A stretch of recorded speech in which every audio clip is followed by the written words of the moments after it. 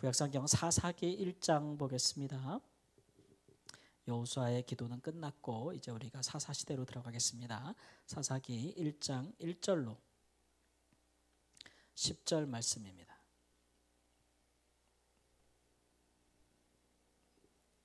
사사기 1장 1절부터 10절 말씀. 1절 말씀. 여호수아가 죽은 후에 이스라엘 자손이 여호와께 여쭈어 이르되 우리 가운데 누가 먼저 올라가서 가나안 족속과 싸우리이까?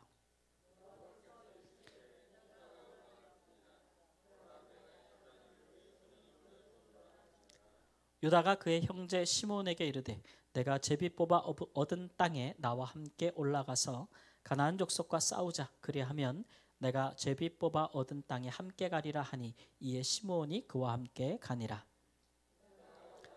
여호와께서 가나안 족속과 브리스 족속을 그들의 손에 넘겨주시니 그들이 베석에서 10,000명을 죽이고 또 베색에서 아도니 베색을 만나 그와 싸워서 가나안 족속과 브리스 족속을 죽이니 아도니 베색이 도망하는지라 그를 쫓아가서 잡아 그의 엄지손가락과 엄지발가락을 자르매 아도니 베색이 이르되 옛적에 70명의 왕들이 그들의 엄지손가락과 엄지발가락이 잘리고 내 상 아래에서 먹을 것을 줍더니 하나님이 내가 행한 대로 내게 갚으심이로다 하니라.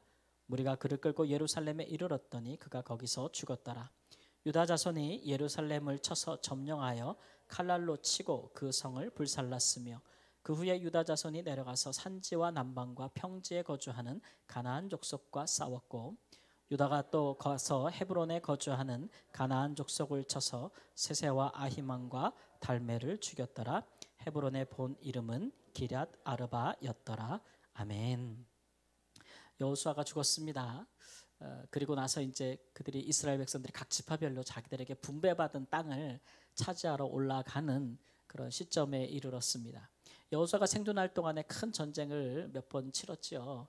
그래서 대부분 이런 각 가나안 땅에 속한 도시들이 연합군을 이루어가지고 그렇게 전쟁을 이스라엘과 치렀는데 이스라엘은 우리나라 인천 상륙작전처럼 이렇게 딱 중간을 뚫고 들어갔기 때문에 허리를 잘라서 들어갔기 때문에 가나안 민족들은 남북이 다 합쳐서 힘 싸울 수가 없었어요. 그래서 남쪽이 뭉쳐서 이스라엘과 한번 싸웠고 북쪽이 또 한번 뭉쳐서 이스라엘과 싸웠는데 그 전쟁에서 여호수아가 이스라엘이 다 승리를 거뒀죠. 그러니까 이제 주력군들은 다 파괴가 된 겁니다. 그리고 나서 이제 땅을 분배한 것이죠. 그런데 땅이 분배된 상태에서 이제 각각 자기에게 얻은 땅으로 올라가는데 이제 연합군들은 무찔렀지만 그러나 각 도시마다 그 성이 있고 그 성에 또 잔류하는 군사들이 있지 않았겠어요? 각 도시에 또 군사들을 차출할 때 연합군을 만들 때에 모든 도시에 있는 군인들이 다 나오는 거 아니잖아요, 그렇죠? 연합군을 이루기 위한 구성을 위한 그런 일들이 있었을 텐데 남아있는 성과 남아있는 군사들이 있었을 거예요. 그래서 이제 각 지파별로 올라가서 그 땅을 차지하는 일이 남은 것입니다. 어떤 성은 견고해서 한 지파가 비록 받았어도 거기에 올라가서 혼자 싸우기는 버거웠을 거예요. 그렇죠? 어떤 성은 크고 또 어떤 도시는 작고 그러니까 작은 도시야 뭐 한 지파가 올라가서 이길 수도 있었겠지만 큰 성읍들은 그러기가 만만치 않았을 거예요. 왜냐하면 이미 40년 전에 정탐할 때도 보면은 그 성의 높이가 엄청 높았다 그랬어요. 그러니까 이 성을 허물거나 성 안으로 들어가서 점령한다는 거 쉽지 않았을 거예요. 그것이 이제 이스라엘 백성들에게 큰 도전이 되었죠. 그래서 이스라엘 백성들이 하나님께 기도합니다. 근데 모세나 여호수아가 있었을 때에는 그 한 사람이 가서 기도하고 하나님의 음성을 듣고 이렇게 전달해 주는 그런 역할들을 하셨거든요. 근데 여호수아가 돌아가신 후에 또 다른 모든 지파를 통솔할 만한 사람이 세워지지 않았어요. 이것은 하나님께서 명하신 것도 아닌 것 같고 또 이제는 그런 시대가 지나갔음을 이제 의미하고 있는 거죠. 그러니까 이미 그 성막에 구약에 있는 회막에 보면은 제사장들이 있고 그 제사장들 앞에 가서 이제 지파의 대표들이 가서 아무래도 장로들이 가서 기도하면서 어찌 해야 될 바를 그렇게 분별을 해야 되는데 제사장들에게는 이제 우림과 둠밈이라는 게 있잖아요, 그죠? 그래서 yes or no 뭐 이런 것들을 알 수 있는 가슴판 안에 우림과 둠밈이 있다고요. 그래서 제비를 뽑거나 혹은 맞습니까 아닙니까를 물어볼 때에는 이제 우림과 둠밈을 사용하는 거죠. 이런 문화를 갖고 있어요, 이스라엘 백성들이. 그래서 오늘 말씀처럼 우리가 이제 올라가서 싸워야 되는데, 이제 본격적으로 들어가야 되는데 어느 지파가 먼저 가면 좋겠습니까? 라고 얘기했을 때는 어떻게 이거를 알게 됐을까요? 하나님의 음성을 어떻게 알게 됐을까요? 아마 제비뽑기 했을 거예요. 그죠? 어느 지파가 먼저 올라가야 됩니까? 그때 누가 뽑힌 거예요? 유다 지파가 뽑힌 거죠. 왜 유다 지파가 뽑혔는가? 왜 하나님께서 유다 지파를 뽑게 하셨는가 보면은 12지파 중에서 가장 강성한 지파가 두 지파가 있다 그랬어요. 한 지파가 유다 지파, 그죠? 그 다음 지파가 에브라임 지파, 요셉 지파잖아요, 그렇죠? 근데 야곱에게서 12아들이 있는데 장자의 그 축복을 받은 지파는 어디예요? 요셉 지파, 요셉 지파. 에브라임과 므낫세 두 몫을 받았잖아요. 장자예요, 장자. 예? 그러니까 옛날에 이스라엘은 장자에게 두 몫을 줬다고요. 그런데도 또 야곱이 그 아들들에게 축복하는 걸 보면은 아버지의 상속을 2배 받는 장자가 있지만, 반면에 장자는 아니지만 그 야곱으로부터 요셉보다도 훨씬 더 큰 축복을 받는 지파가 있어요. 그게 어느 지파예요? 유다 지파. 어떤 축복을 받아요? 왕들이 내 허리에게서 나오리라, 이런 축복을 받잖아요.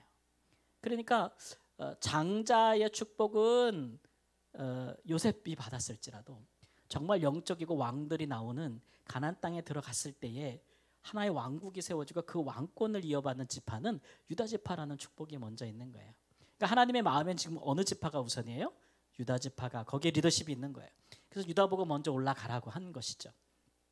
근데 유다 지파가 올라갈 때에, 싸우러 올라갈 때에 나 혼자는 안 될 것 같아. 아무리 우리가 12지파 중에 제일 강하지만 나 혼자는 안 될 것 같아서 오늘 본문에 보니까 어느 지파를 데려갔대요? 시므온 지파를 데리고 갔대요. 시므온. 그리고 알고 보면은 그 야곱에게 있어서 4명의 아내가 있었는데 첫 번째 레아라는 아내에게 4 아들이 낳았잖아요. 그죠? 첫 번째가 누구? 르우벤 지파. 근데 르우벤은 요단 동편에서 이미 땅을 받아서 가버렸어 이제. 그러니까 강 이쪽에서 서쪽에서 유다 지파와 함께 싸울 수가 없는 거죠. 갔으니까. 그 다음에 두 번째가 누구예요? 시므온. 그 다음에 레위 지파는 분깃이 없어요, 기업이. 이건 전쟁에 나가는 사람들이 아니에요. 그죠? 안 하고. 그러면 누가 남았어요 이제? 그 다음에 유다고. 그러니까 둘째와 넷째가 남았잖아요. 그래서 시므온 지파랑 같이 올라가는 거예요. 그러니까 유다 지파가 올라갈 때 어느 지파를 택해 올라가는 거예요? 그래도 한 배에서 나온 자식을 데려가는 거예요. 그 뒤에 보면은 또 재밌는 게 요셉 지파도 에브라임 지파도 막 찾으러 올라가는데 누구랑 가는지 아세요? 누구랑 갈 것 같아요? 짐작하기로. 에브라임 지파는 누구요? 므낫세 지파, 에브라임 므낫세 지파 같이 가는데 형제니까. 근데 어느 지파를 데려가냐면은 요셉의 동생이 누구예요? 베냐민 지파. 자기 라헬 어머니의 한 배에서 나온 그 형제인 지파를 가지고 올라가요. 같이 가는 거죠. 그런 거 보니까 이게 자세히 보면요, 이게 되게 끼리끼리해요. 이게 시간이 지나고 역사가 지나도 이게 형제들이 이게 한 지파가 됐어도 여전히 행하는 거 보면은 짝짝꿍이야. 예, 그렇게 된단 말이에요. 그러다 보니까 이제 기타 형제들도 있을 거 아니에요, 그렇죠? 예, 그러니까 제일 먼저 이제 유다와 요셉 지파가 자기에게 주어진 땅을 막 차지합니다. 예, 자기 형제들의 도움을 받아서. 근데 그리고 나서는 우리가 사사기를 쭉 읽어보면 다른 지파들은요 제대로 차지하지 못해요. 이미 자기가 분배받은 땅인데도 그 땅에 들어가서 남아있는 사람을 물리치지 못해요. 힘이 부족해가지고. 자, 그러면 어떻게 해야 될까요? 예? 도움을 청해서 같이 가야 될 거 아니에요, 그죠? 이미 땅을 먼저 차지한 지파나 아니면 우리 지파 중에서 힘이 강력한 지파와 같이 연합해서 가야 되는데 그게 안 돼요. 그게 안 돼. 그래가지고 그 이스라엘 지파 중에서 가장 약한 지파부터 점점 저 땅을 잃기 시작해요. 대표적인 지파가 어떤 지파냐? 그러면 단지파. 단지파는 나중에 자기 땅을 다 잃어버리고서는 저 북쪽 어디 끝에 라기스라는 땅까지 올라와서 그 작은 땅을 차지해요. 그래서 단지파가 이렇게 거의 실종됐던 느낌이 있어요. 그랬더니 어떤 분은 또 성경을 어떻게 봤는지 단지파가 성경에 사라졌대. 그 단지파가 지금 한반도에 있다는 거예요. 우리는 단군의 자손이라고 예전부터. 그런 뭐 같은 해석을 하면서 그렇게 사람들의 마음에 막 불을 지펴. 우리는 원래 이스라엘 지파 중에 하나였다고 얘기하는 분도 있. 야, 진짜 정말 엄청난, 진짜 속된 말로 구라를 치는. 근데 또 그런 것도 왜 이렇게 또 우리한테 아멘이 잘 돼? 예? 우리 민족은 말이야 단군의 전, 우리 다 원래 단지파였다고 말이지. 예. 단지파가 한 지파가 실종이 되기 시작하고, 그 우리가 이제 사사기의 맨 마지막에 가보면 같은 내용입니다. 1장에는 누가 먼저 가나안 민족과 싸우러 올라가리까, 유다 지파가 먼저 갈지나 이렇게 나오거든요. 마지막 장에 가면요 똑같은 장면이 나와요. 이스라엘이 하나님께 물어요. 하나님, 우리가 베냐민 지파와 싸우러 가는데 어느 지파가 먼저 가리까, 유다 지파가 먼저 갈지니라. 이렇게 똑같이 나와요. 근데 달라진 게 있죠. 뭐가 달라졌어요? 싸우는 대상이 달라졌잖아요. 1장에는 누구랑 싸워요? 가나안 민족과 싸우러 올라가잖아요. 사사기 마지막 장 가면 누구랑 싸워요? 이스라엘 지파끼리 싸우는 거예요. 내전이죠, 내전. 예, 그러니까 우리가 이렇게 첫 머리와 끝머리를 보면은 갈수록 지금 이스라엘 백성들의 지파 간의 사이가 좋아지는 것 같아요, 나빠지는 것 같아요? 굉장히 나빠지는 거죠. 나중에는 베냐민 지파가 거의 실종이 돼요. 남자들이 거의 다 죽어요. 그걸 누가 죽이냐면 이스라엘 민족들이 죽이는 거예요. 이스라엘 민족들이 죽여버리는 거예요. 예. 그래서 이 지파 간에 연합이 안 되고 이 갈등이 점점 심해지는구나, 이런 것들을 우리가 보면서 처음 시작부터 우리가 쭉 읽어가면서 뭐를 느낄 수 있냐면은, 하나님께서 유다 지파 보고 먼저 오라 가라라는 얘기는 가장 강한 지파가 먼저 싸움에 나가라는 거죠. 예, 그리고 리더십을 발휘하라, 이런 얘기입니다. 자, 이런 것들은 하나님께서 힘 있는 지파에게 이제 리더십을 주고 먼저 모범을 보일 것을 이야기하는 것이죠. 그러나 이것이 약한 지파를 버려두라는 얘기는 아닙니다. 그러니까 힘이 없고 수가 적은 지파들을 그렇게 무관심하게 버려두고 그들은 어떻게 되든지 상관없고, 일단 이기적으로 우리 지파가 먼저 우리에게 주어진 땅을 차지하면 그뿐이다 라고 하는 그런 이제 이기적인 마음을 가지라고 하나님께서 이렇게 말씀하시는 것은 아니죠. 강한 자가 먼저 올라가서 싸움을 해 승리를 하고, 그 다음에 자기 땅을 차지하게 되면 그 다음에 또 누구를 도와요? 약한 지파들을 도와서 자기 땅을 차지하라는 거잖아요. 이게 이제 모세가 분명히 땅을 정복하고 분배할 때 줬던 원칙이에요. 요단강을 건너기 전에 요단 동편 땅을 먼저 점령했었거든요. 근데 그 땅이 너무 좋아 보이는 거예요. 루벤 지파와 므낫세 반지파, 므낫세의 절반과 갓지파가 보기에. 이 사람들은 우리는 요단을 건너가지 않겠다 그랬어요. 그렇죠? 이 땅을 먼저 우리에게 달라 그랬어요. 우리는 그쪽에서 땅 안 받겠다고, 기업으로. 그랬을 때 모세가 그래, 그러면 이 땅을 너희들이 차지하라. 그리고 끝난 것이 아니죠. 근데 조건이 있어. 너희가 땅을 먼저 가졌은즉 뭐 하라는 거예요? 무장하고 너희 형제들보다 앞서서 요단강을 건너가라. 그리고 전쟁이 나면 거기서 먼저 선두에 서라는 거예요. 그 이유는 뭐예요? 너희가 먼저 땅을 기업으로 받았다는 거죠. 먼저 안식을 받았다는 거예요. 먼저 기업을 받았기 때문에. 그렇게 해서 다른 형제들도 땅을 기업으로 받게 하고, 그리고 뭐 하라고요? 돌아가라는 거죠. 그러니까 하나님은 이런 마음이신 거죠. 강한 자가 먼저 차지하고 약한 자를 버려두는 것이 아니라, 강한 자가 약한 자를 끌어안고 같이 가는 거예요. 그렇죠? 예, 그것을 원하시는 건데 이스라엘 백성들이 그렇게 안 해요. 예. 그래서 생각해 보면 굉장히 이제 근시안적인 그런 그 관점을 갖고 있는 거죠. 제가 어느 글을 봤더니 그 요즘 사람들이 하도 그 영상 있잖아요. 핸드폰 영상 이런 것들에 너무 시간을 많이 뺏기고 많이 뺏겨가지고 그 뭐에 집중하는 게 6초밖에 안 된대요. 어떤 영상을 딱 보고 이거 내가 계속 볼까 말까, TV를 딱 틀고 채널을 봤을 때 저거 내 드라마 계속 봐 마라 결정하는데 몇 초? 평균? 6초 이상으로 볼 인내심이 없대요. 집중력도 없고. 근데 금붕어는요, 이쪽으로 가다가 내가 방향을 틀지를 8초 만에 결정한대요. 그러면서 우리 인간들이 요새 금붕어만도 못하다 그런 얘기를 하더라고요. 생각하고 바라보는 게 너무 조급해져가지고 인내심도 없고 참지도 못해가지고 금붕어만도 못하다. 여러분 우리 옛날 어항에 보면 그 조그마한 어항에서 금붕어 가다가 탁 바꿔서 가고 또 탁 바꿔서 가고 그러잖아요. 그것도 8초 걸린다는데 우리 인간들은 그러지도 못하다 이런 얘기를 하는데 너무 이제 우리가 빠른 문화 속에 살다 보니까 되게 근시안이 된다는 거죠. 예. 근데 그런 부분이 우리 신앙 안에도 이제 여전히 우리가 있을 수 있는 거예요. 그러니까 지금 뭐 유다 지파나 요셉 지파 이런 지파들이 생각하기에 우리가 먼저 우리 땅 빨리 차지하고 되면 다른 지파는 알게 뭐야. 우리가 이렇게 생각할 수 있단 말이에요. 약한 지파는 지네가 힘이 없어 못 차지하는 거지. 이렇게 내버려 두면 그러면 그 결과가 자기 지파들은 영구히 자기 땅을 차지할 수 있겠냐고요. 그 차지한 땅을 영원히 누릴 수 있겠냐 이 얘기예요. 그렇지 못해요. 왜냐하면 그 약한 고리, 그 약한 지파를 타고 누가 들어오는 거예요. 그 땅에 살았던 가나안 민족의 세력을 넓히기 시작하는 거예요. 처음에는 전쟁에 져서 움츠러들었다가 이 약한 지파가 우리를 못 쫓아내네 끝까지. 그러면서 아예 작정하고 눌러 앉는 거예요. 그러면서 막 섞여 살다가 나중에 이 지파가 뭐예요? 이방 민족들이 다시 강성해지면 마침내 그 약한 지파를 잡아먹는 거죠. 그리고서는 이스라엘 중에서 강하게 생각했던 지파들도 뭐 하는 거예요? 잡아먹는 거예요. 그러니까 약한 지파들이 무너지면 결국은 강한 지파들도 무너지는 거예요. 두 가지 방식으로. 첫 번째는 안에서부터 먹히길 수가 일수였고 또 하나는 뭐냐면 외부에서 적이 쳐들어왔을 때 강한 한 지파 갖고는 대적을 할 수 없는 거죠.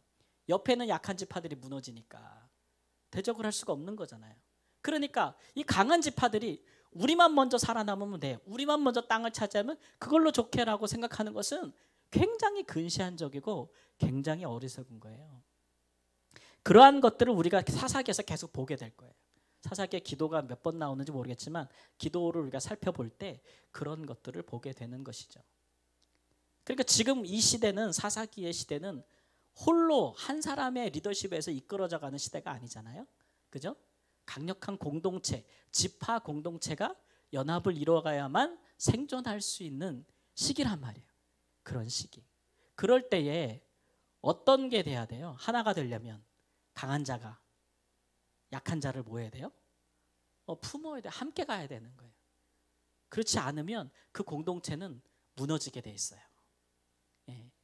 그거는 뭐 가정에서도 마찬가지고 사회에서도 마찬가지고 한 국가에서도 마찬가지고 뭐 우리 지구촌에서도 마찬가지고 이게 다 도미노예요. 우리가 지구촌에서 어떤 한 나라가 못 살고 힘들고 뭐 먼 나라라고 우리가 무시하잖아요. 그 나라가 무너질 때 돕지 않으면 그 경제 현상이 어떻게 돼요? 막 도미노로 와가지고 결국 한국까지 온다. 우리 몸도 마찬가지예요. 우리 몸의 어떤 한 부분이 약한데 아파 거기 부분이 그거 계속 그냥 놔두면 어때요? 나중에 어떻게 돼요? 그게 온몸에 고통을 주게 되는 거잖아요. 그렇죠? 그러니까 우리가 건강함을 유지하려면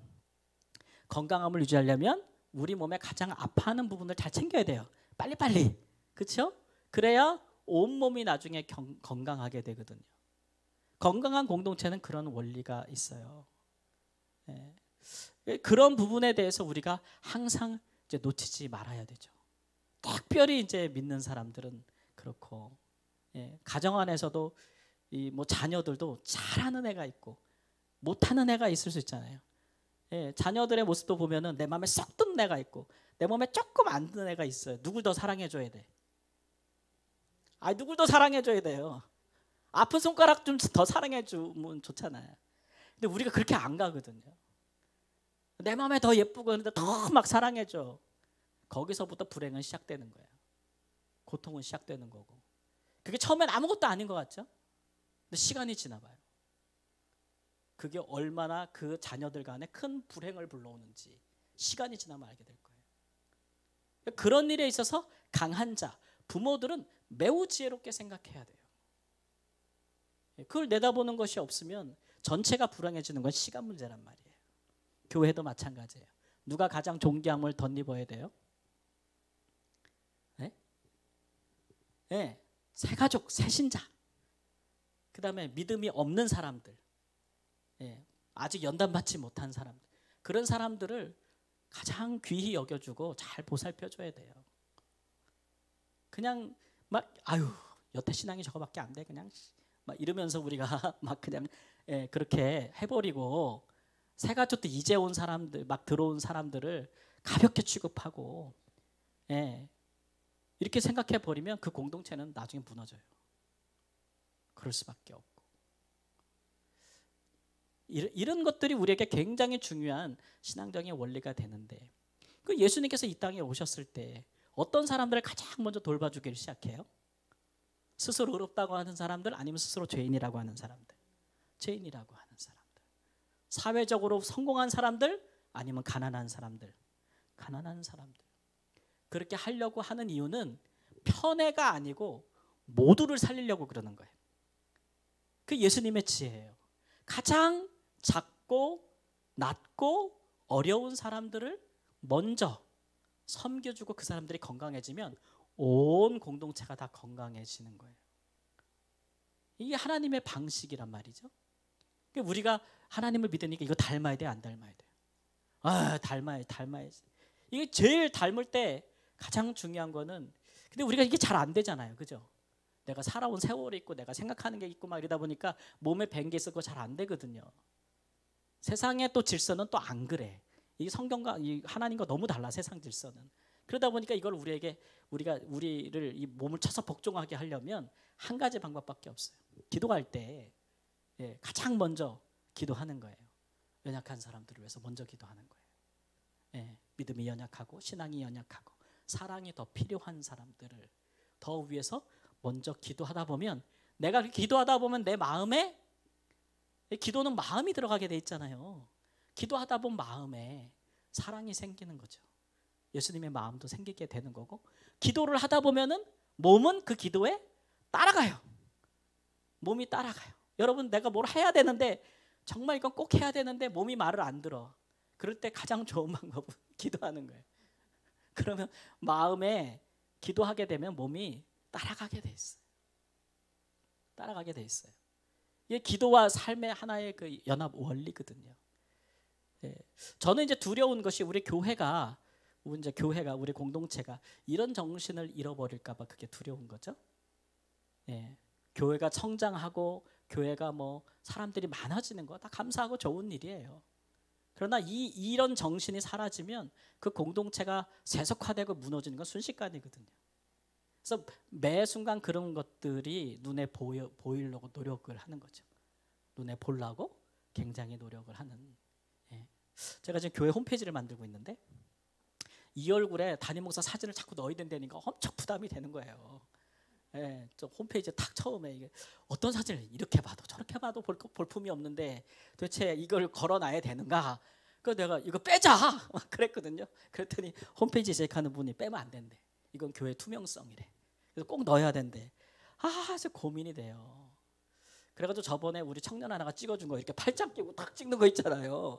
가끔 여러분 유튜브 보시면 설교하면 그거밖에 없어가지고 그걸 자꾸 올리는데 마음에 들지 않는 거예요.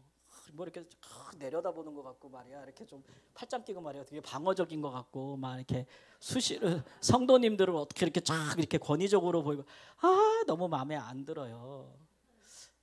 그것도 어디 또 사진 가서 막 전문가처럼 찍을 수도 없고 막 그래 고민이 되는데 이렇게 제 옛날 사진첩을 보다 보니까 제가 선교지에서 어떤 아이랑 찍은 사진이 하나 있더라고요. 근데 이제 저는 뭐 그냥 이렇게 아이가 앉아 있는데 제가 아이만큼 무릎을 이렇게 꿇고 땅에서 앉아가지고 둘이 막 눈 보면서 이렇게 얘기하고 있는 거를 한국에서 어떤 오신 분이 의도치 않게 찍어주신 사진이 있었어요. 저 때 보내주신. 그래서 이걸 보내면서 담임 목사 사진에 이런 걸 올려도 되나? 이렇게 하면서 올렸더니 그 친구가 보더니 너무 좋은데요? 그러는 거예요. 오히려 더 좋다 이런 얘기예요. 왜 좋아? 그랬더니 그런 거죠. 낮아진 모습이 보기 좋다는 거예요.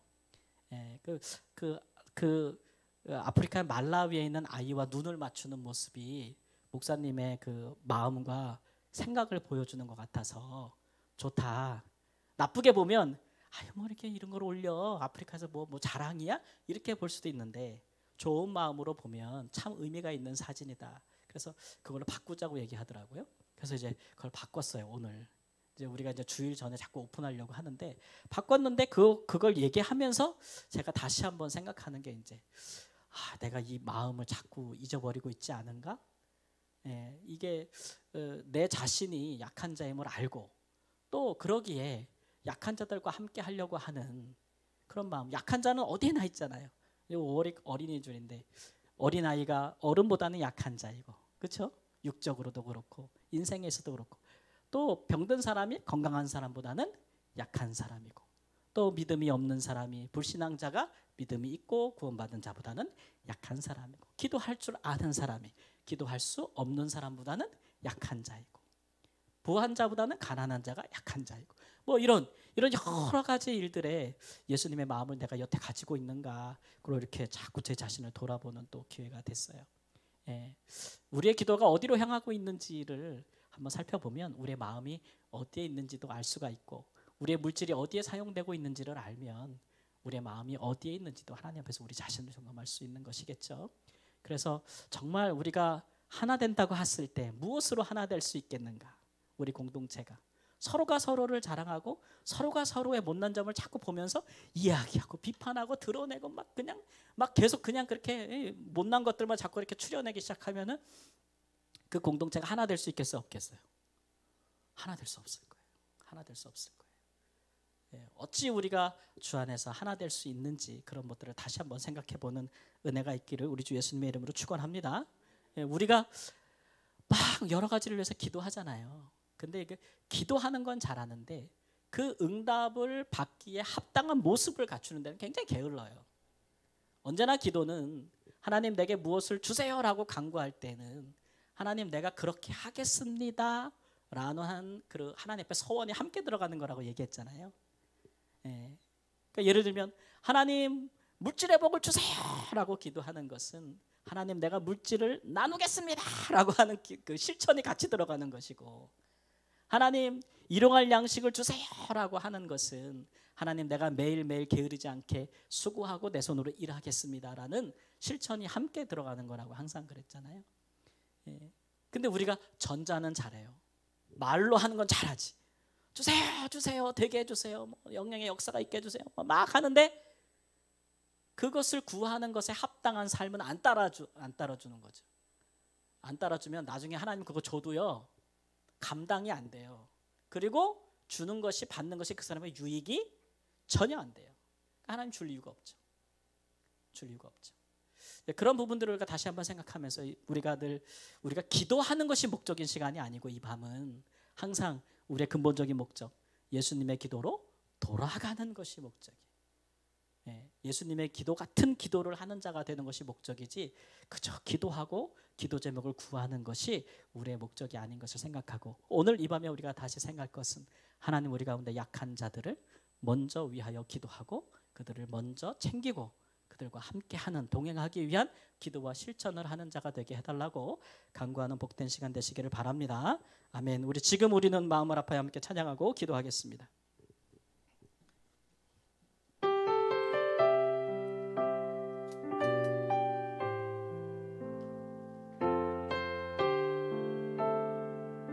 지금 우리는 마음을 아파요.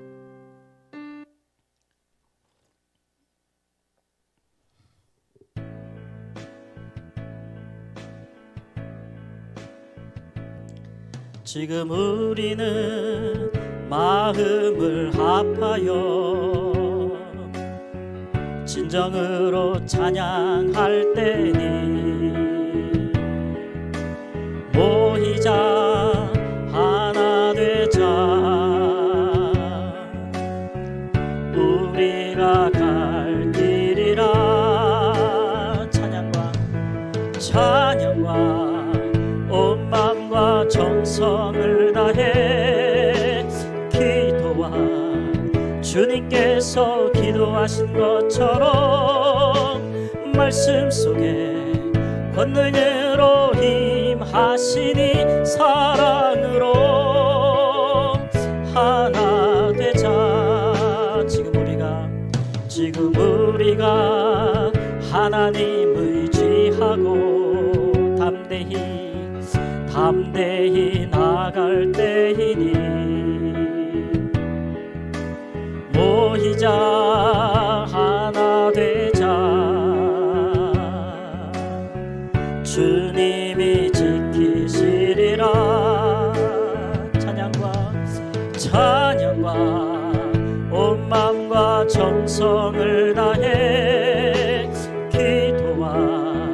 주님께서 기도하신 것처럼 말씀 속에 권능으로 힘하시니 사랑으로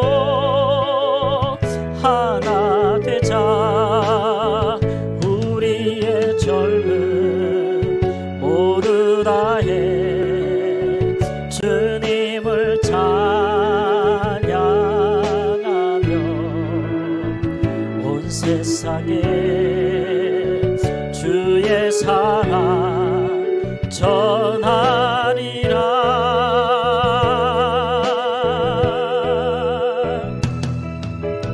일어나 새벽을 깨우리라. 지금 너희가 하나 될 때이니 일어나 새벽을 깨우리라.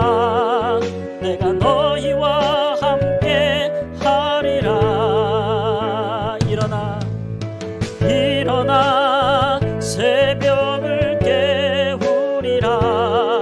지금 너희가 하나 될 때이니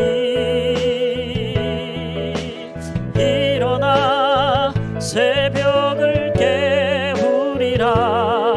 내가 너희와 함께 하리라. 이 밤에는 우리가 생각할 때 우리의 가정에서 또 우리 교회에서 또 우리가 섬기는 사회에서 하나님 내가 가장 연약하다고 생각하는 사람들을 한번 떠올려 보시면서 그분들을 위해서 집중적으로 도구하고 기도하는 시간을 갖도록 하겠습니다. 하나님 그분들 강건하여지고 온전히 서고 하나님 불신앙이 신앙으로 하나님 아버지 참으로 또 하나님 자는 자가 깨어나고 죽은 자가 살아나고 병든 자가 고침받는 하나님 그러한 천국 복음이 전파되고 그 능력이 일어나는 하나님 우리의 공동체가 우리의 가정에서 하나님 우리 교회에서 우리 사회에서 일어나게 할 수 있도록 인도하여 주셔서 우리의 온 공동체가 하나 되어서 하나님의 능력을 받아서 우리에게 주신 축복과 은혜와 평강과 안식에 들어갈 수 있는 하나님의 나라를 전파하는 하나님 믿음의 사랑의 또 능력의 공동체가 되게 해달라고 우리 주여 부르고 함께 기도하겠습니다. 주여 주여